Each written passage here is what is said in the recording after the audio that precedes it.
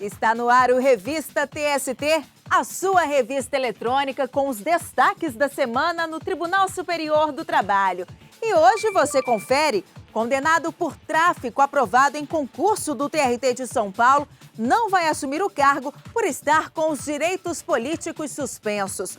Transportadora é absolvida de pagar horas extras a motorista de caminhão rastreado por seguradora. Senado Federal recebe exposição produzida pelo TST sobre os malefícios do trabalho infantil. Tudo isso e muito mais. O Revista TST está começando.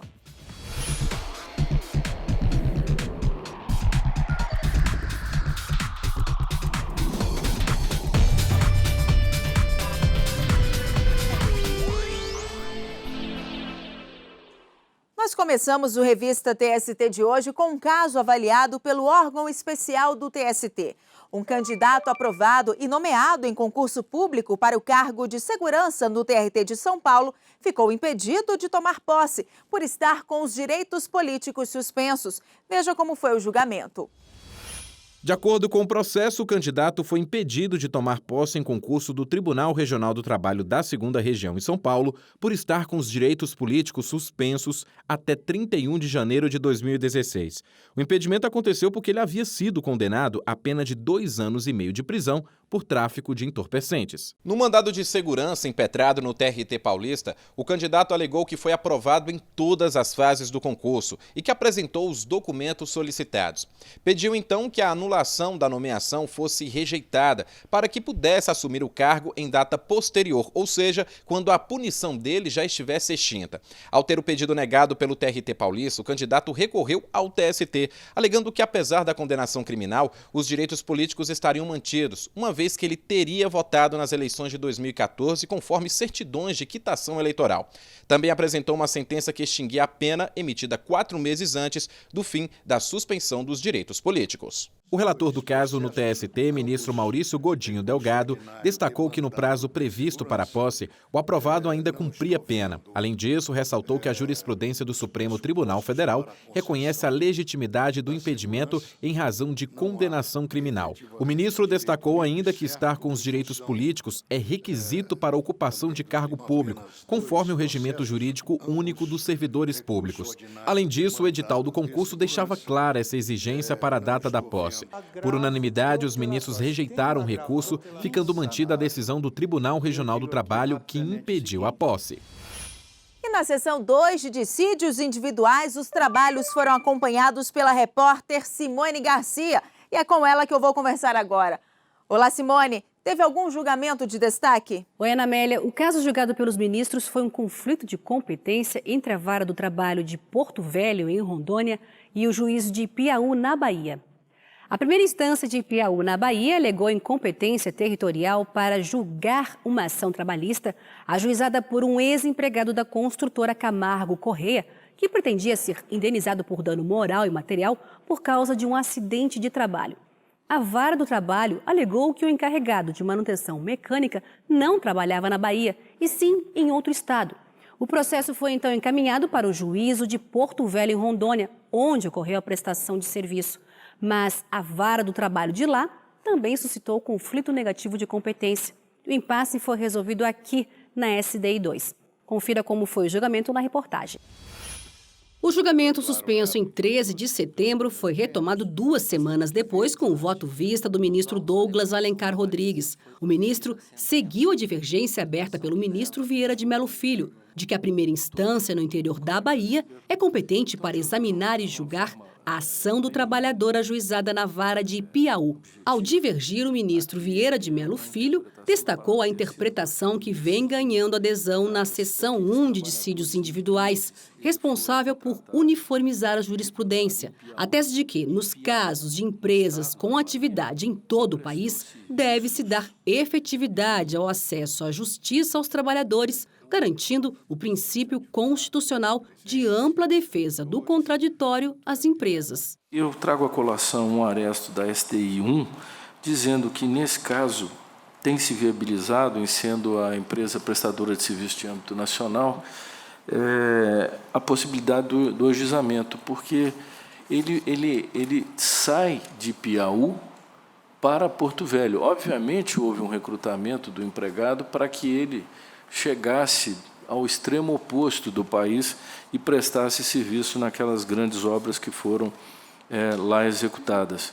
E por isso eu estou emprestando a interpretação que a STI já esposara, trouxe os arestos da lavra do ministro Renato e do ministro Aloísio Correia da Veiga, para ousar dissentir de Sua Excelência para efeito de declarar a vara de Piauí e Piauí, Bahia, competente para processar e julgar. O ministro Douglas Alencar Rodrigues sugeriu aprofundar o debate sobre o tema nessa mesma linha. Que nós poderíamos avançar para consagrar, na linha do que já fez a SBDI1 desta Corte, que nós tivéssemos algum critério mais específico, porque nós não poderíamos, a meu juízo, consagrar a ideia aberta da empresa de âmbito nacional sem dizer o que seria âmbito nacional.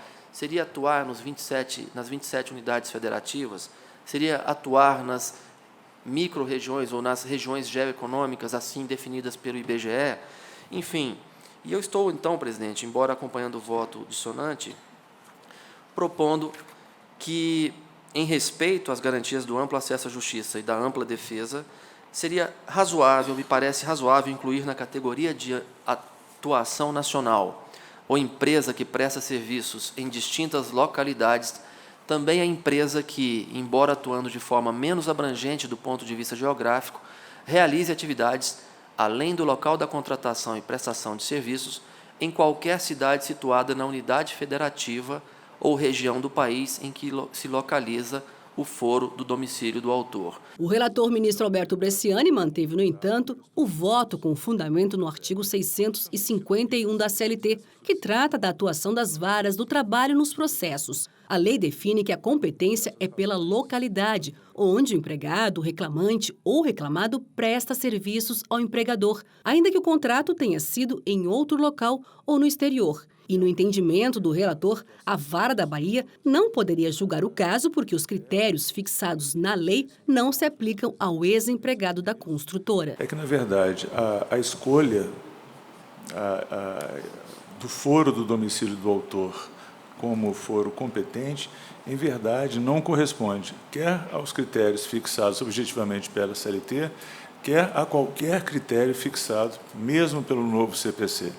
Então, eu não vejo, com todo respeito às posições em contrário, oportunidade sequer de aplicar analogia para a hipótese. No caso concreto, o trabalhador, embora se diga contratado em Ipiaú, na Bahia, não trouxe provas em tal sentido. Os documentos dos autos revelam, na verdade, que foi contratado e prestou serviço em Porto Velho. Seguiram o voto do relator, ministro Alberto Bresciani, o presidente do TST, ministro Ives Gandra Martins Filho, e o vice-presidente do TST, ministro Emanuel Pereira. Os demais ministros acompanharam a divergência aberta pelo ministro Vieira de Mello Filho. Votaram com ele a ministra Adelaide Miranda Arantes, a ministra Maria Helena Malman, o ministro Barros Levenhagen, o ministro Renato de Lacerda Paiva, o ministro Douglas Alencar Rodrigues. Desta forma, os ministros da SDI2 decidiram acolher o conflito negativo de competência e reconheceram a competência da Vara do Trabalho de Piauí, na Bahia, para julgar a ação do ex-trabalhador da empresa Camargo Correia. E você quer saber mais sobre a produtividade do TST e outros dados relacionados à Justiça do Trabalho? É só acessar tst.jus.br/estatística. Lá você encontra informações sempre atualizadas, como o tempo de tramitação dos processos, força de trabalho existente, entre outros indicadores. E depois do intervalo, transportadora é absolvida de pagar horas extras a motorista de caminhão rastreado por seguradora.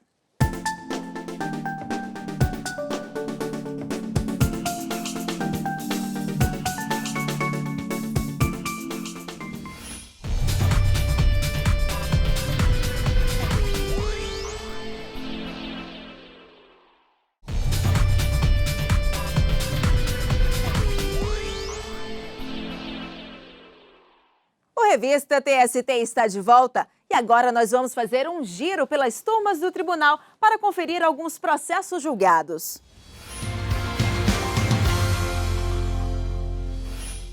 E vamos começar pela primeira turma.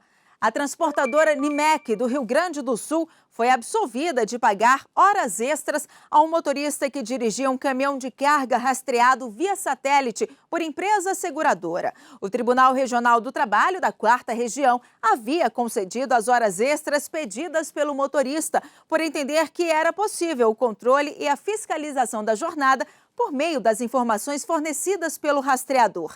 Ao analisar o caso, o relator, ministro Valmir Oliveira da Costa, modificou o entendimento do regional, por entender que o rastreador não era operado pela transportadora e, portanto, não tinha o objetivo de controle de jornada, enquadrando o motorista no caso de jornada externa, sem efetivo controle de horário. E a terceira turma condenou uma fábrica de calçados a pagar adicional de transferência a uma costureira contratada no Brasil para trabalhar na Nicarágua. Em defesa, a empresa alegou não ter ocorrido transferência, uma vez que o serviço efetivo ocorreu apenas na Nicarágua e, portanto, a única legislação aplicável seria a daquele país, argumento que foi aceito pelo TRT de origem.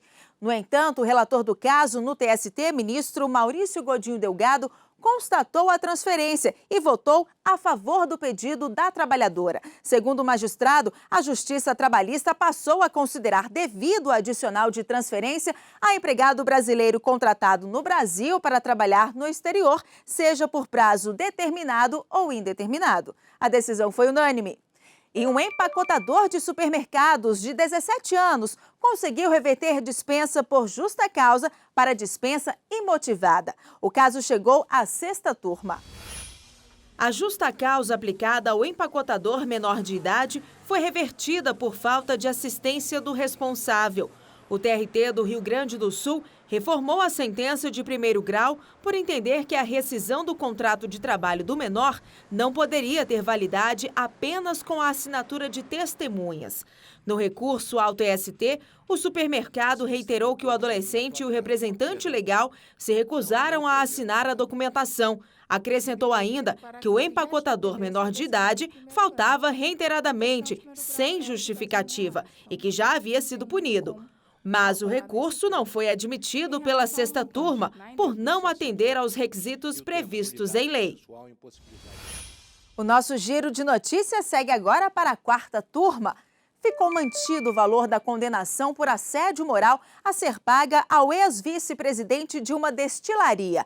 Na Justiça, o Executivo tentou aumentar o valor da indenização fixado em R$ 42.500. Ele argumentou que não foram observados o nível socioeconômico dele e nem o último salário, de R$ 51 mil. Ele queria receber indenização correspondente a 20 vezes o valor do último salário. A 4ª turma, no entanto, explicou que só seria possível modificar o valor nesse caso mediante o reexame de fatos e provas, procedimento vedado pela súmula 126 do TST. E alguns seguidores da página do TST no Facebook comentaram essa decisão e um deles foi o Luiz Orzeto. Ele parabenizou o tribunal e escreveu: quem sabe agora o assediador vai pensar 10 vezes antes de assediar outro funcionário. E para também deixar o seu comentário na página do TST no Facebook, acesse facebook.com/TSTJus. E depois do intervalo, Senado Federal cedia a exposição produzida pelo TST sobre o trabalho infantil.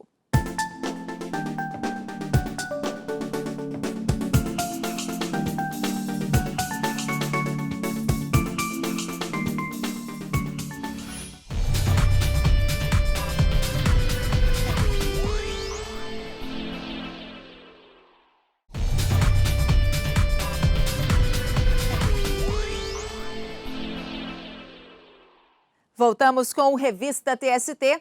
Confira outras notícias de destaque. Representantes do Sindicato dos Trabalhadores nas Indústrias Químicas e de Explosivos e do Sindicato da Indústria de Material Bélico do Brasil, a Imbel, se reuniram no Tribunal Superior do Trabalho para tratar de aumento salarial. Durante o encontro, o vice-presidente do TST, ministro Emanuel Pereira, sugeriu o reajuste de 9% e a manutenção da jornada de trabalho de 42 horas semanais. As categorias ficaram de analisar a proposta. O Corregedor-Geral da Justiça do Trabalho, o ministro Renato de Lacerda Paiva, realizou correição ordinária no Tribunal Regional do Trabalho do Maranhão. Durante 5 dias, o ministro verificou a regularidade dos serviços. Ele também visitou as instalações da Escola Judicial, responsável pela formação e capacitação de magistrados e servidores.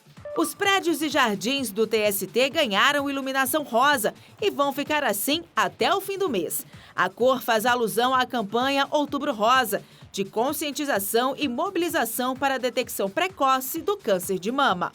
Seguem abertas as inscrições para o 3º Seminário Nacional de Combate ao Trabalho Infantil e Estímulo à Aprendizagem. O evento gratuito é promovido pelo Tribunal Superior do Trabalho e pelo Conselho Superior da Justiça do Trabalho e tem como objetivo a discussão de iniciativas que garantam o cumprimento da lei da aprendizagem. A Justiça do Trabalho e o Conselho Nacional de Justiça promoveram a 2ª Conferência Nacional de Mediação e Conciliação. O evento, que contou com palestras de ministros do Supremo Tribunal Federal, do Superior Tribunal de Justiça e do TST, teve como objetivo disseminar práticas inovadoras e criativas para a pacificação de conflitos judiciais. Durante a abertura da Conferência Nacional de Mediação e Conciliação, o presidente do Tribunal Superior do Trabalho, o ministro Ives Gandra Martins Filho, assinou a Resolução 174 de 2016, que regulamenta as políticas de conciliação na Justiça do Trabalho. O documento é um marco para o Judiciário Trabalhista. A Justiça do Trabalho sempre foi vanguardista na conciliação. Nós podemos, como instituição, colaborar fundamentalmente para que as relações trabalhistas, sendo cada dia mais harmoniosas neste país, quando nós compomos os conflitos sociais, pacificamos os conflitos sociais, nós estamos gerando a possibilidade de novos empregos, nós estamos estimulando o investimento neste país, estamos colaborando para um Brasil maior. Este papel é fundamental a ser desempenhado pela Justiça do Trabalho. A resolução cria a política judiciária de tratamento adequado de conflitos trabalhistas. O objetivo principal é regulamentar e contribuir com o avanço de métodos autocompositivos para a solução de conflitos. Além disso, a resolução prevê a criação de centros de conciliação na Justiça do Trabalho e proíbe a realização de conciliação ou mediação judicial no âmbito da Justiça do Trabalho por pessoas que não façam parte dos quadros da ativa ou de inativos do respectivo TRT. A resolução também diferencia conciliação e mediação. A conciliação é quando há uma busca de consenso com a apresentação de propostas por parte de uma terceira pessoa e que contribui com o resultado. Já a mediação é quando não há apresentação de propostas, havendo apenas um diálogo. A norma também trata de conciliação em dissídios coletivos. Essa resolução ela vem da Política Nacional de Conciliação, porque serve tanto para nós aqui da Coordenadoria de Conciliação no âmbito nacional, mas vai sobretudo subsidiar as varas dos TRTs a realizar uma conciliação mais célere, mais segura e mais transparente para os jurisdicionados. Para nós é motivo de orgulho a iniciativa do ministro Ives de normatizar a conciliação nacional. Os tribunais regionais do trabalho terão 180 dias para se adequarem às novas regras a partir da data da publicação. A 2ª Conferência Nacional contou com a participação de diversas autoridades. O ministro do Supremo Tribunal Federal e presidente do Tribunal Superior Eleitoral, Gilmar Mendes, foi o primeiro palestrante e falou sobre a conferência magna do evento. Nós estamos tendo uma grande chance, uma chance de ouro, de rediscutirmos o nosso modus operandi no que diz respeito à solução de conflitos. É preciso valorar os precedentes e, a partir daí, reduzir o recurso à justiça. Acesso à justiça, sim, Manuel, ser imprescindível, se necessário. Se possível, resolver as demandas de outra maneira. O vice-presidente do STF e do Conselho Nacional de Justiça, ministro Dias Toffoli, também falou sobre a conciliação como instrumento de pacificação de conflitos. O ministro contou a experiência da Câmara de Conciliação e Arbitragem da Administração Federal. Criamos essa Câmara de Conciliação na Administração Pública Federal, a CCCAF. Câmara de Conciliação na Administração Pública Federal. O que fizemos? Pedimos a suspensão de todos esses processos em que a União litigava com as suas autarquias ou que as autarquias litigavam entre si.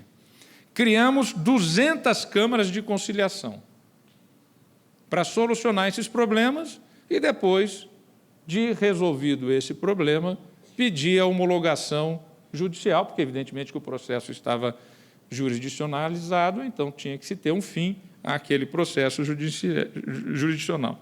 Na época que estive à frente da AGU, isso representou uma economia em torno de 2 bilhões de reais. Durante o evento foram apresentadas ainda iniciativas de conciliação utilizadas nos Estados Unidos que podem servir de base para a adoção de novas alternativas no judiciário trabalhista brasileiro. E o Senado Federal abriu as portas para uma exposição do TST.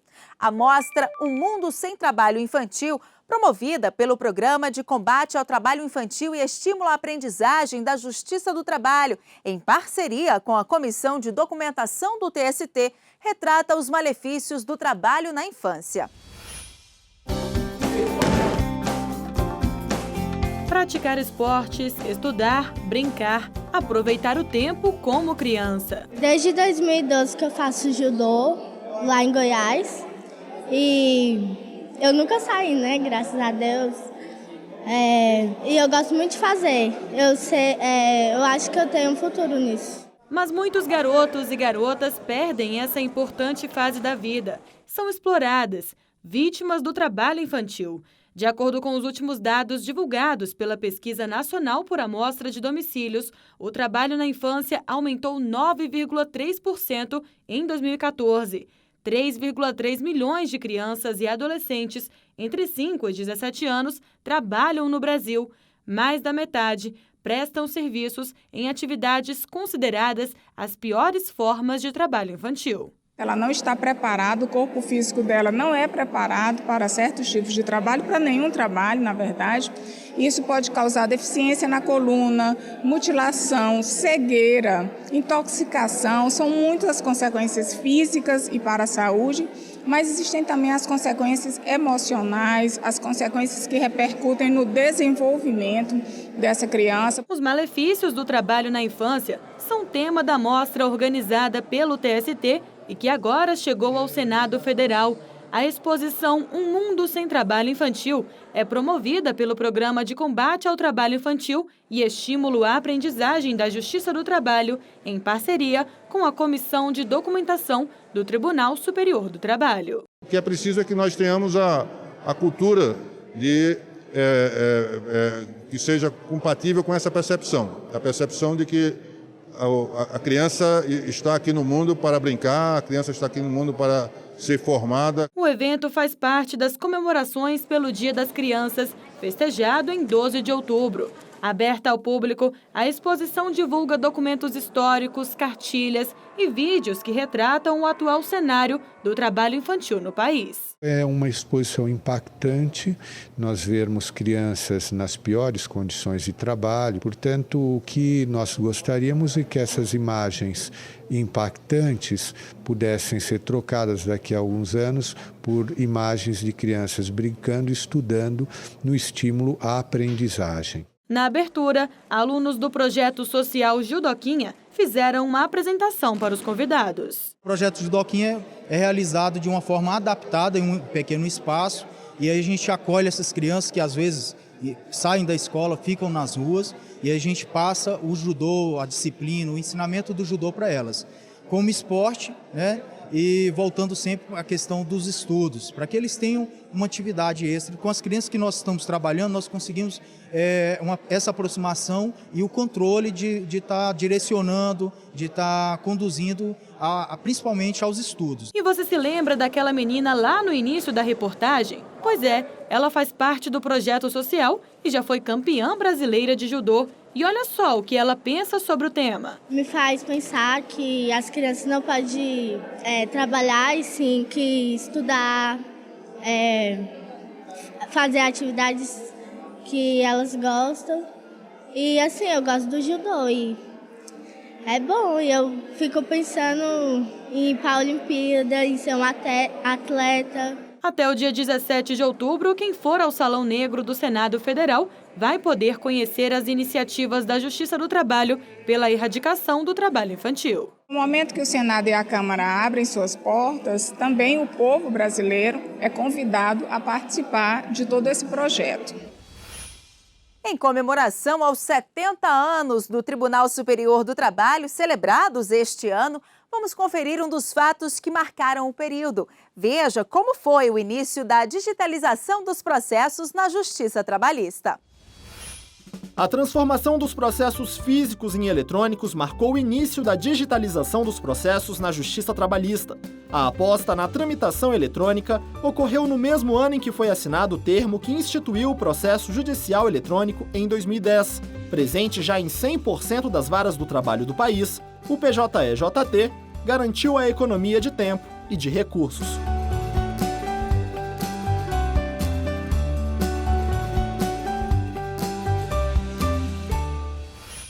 E chegou a hora de saber mais sobre outras produções da TV do TST. E eu vou conversar com a Carolina Sete, que é editora e apresentadora do programa Jornada. Olá, Carolina. Olá, Ana Amélia. No Jornada dessa semana, teremos uma reportagem especial sobre a dura realidade dos jogadores de futebol no Brasil. Infelizmente, muitos direitos trabalhistas desses atletas ainda são desrespeitados. No quadro Saúde e Segurança no Trabalho, vamos saber como prevenir e tratar a síndrome do túnel do carpo, uma doença que afeta quem costuma fazer esforços repetitivos. Ingresso para a carreira de juiz do trabalho agora será por concurso nacional. E no quadro Meu Trabalho é uma Arte, vamos conhecer uma designer de sapatos que produz peças estilosas e coloridas. Tudo isso e muito mais, Ana Amélia, no Jornada, que vai ao ar segunda-feira, às 19h30. É com você, Ana. Obrigada, Carolina, e até a próxima. E esta edição do Revista TST termina aqui. Acompanhe outras notícias do Tribunal Superior do Trabalho também pelo nosso aplicativo. Obrigada pela companhia e até semana que vem. Tchau!